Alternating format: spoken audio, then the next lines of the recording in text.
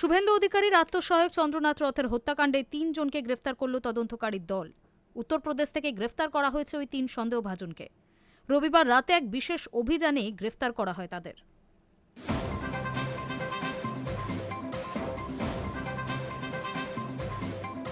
শুভেন্দু অধিকারীর আত্মসহায়ক চন্দ্রনাথ রথের হত্যাকাণ্ডে ৩ জনকে গ্রেফতার করল তদন্তকারী দল। উত্তরপ্রদেশ থেকে গ্রেফতার করা হচ্ছে ওই ৩ সন্দেহভাজনকে। চন্দ্রনাথ হত্যার তদন্তে একটি বিশেষ তদন্তকারী দল ও সিট গঠিত হয়েছে। সেই সিটের একটি দল আততায়ীদের খোঁজে হানা দিয়েছিল উত্তরপ্রদেশে। রবিবার রাতে এক বিশেষ অভিযানে সেখান থেকেই গ্রেফতার করা হয় ৩ সন্দেহভাজনকে। ধৃতদের নাম ময়ঙ্ক শর্মা, ভিকি মৌর্য এবং রাজ সিংহ। গ্রেফতার হওয়া অভিযুক্তদের মধ্যে পেশাদার শুটারও রয়েছেন বলে জানা যাচ্ছে। ধৃতদের সঙ্গে বিহার যোগও রয়েছে বলে সূত্রের খবর। তাদের ইতিমধ্যে কলকাতায় নিয়ে আসা হয়েছে। সোমবার ধৃতদের আদালতে পেশ করা হবে বলে খবর। গত ৬ মে রাতে মধ্যমগ্রামে চন্দ্রনাথ রথকে গুলি করে খুন করা হয়। চন্দ্রনাথের গাড়ির সামনে অন্য একটি ৪ চাকা গাড়িও চলে এসেছিল।